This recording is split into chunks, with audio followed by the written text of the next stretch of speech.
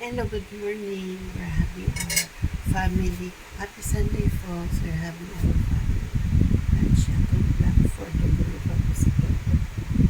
May 3, 2026.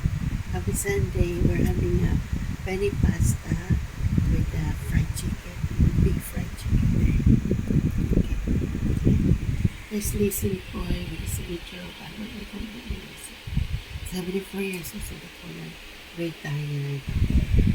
Essential is there. Enjoy, folks. I think Black for the Happy Sunday, May 3, 2026. Enjoy. Our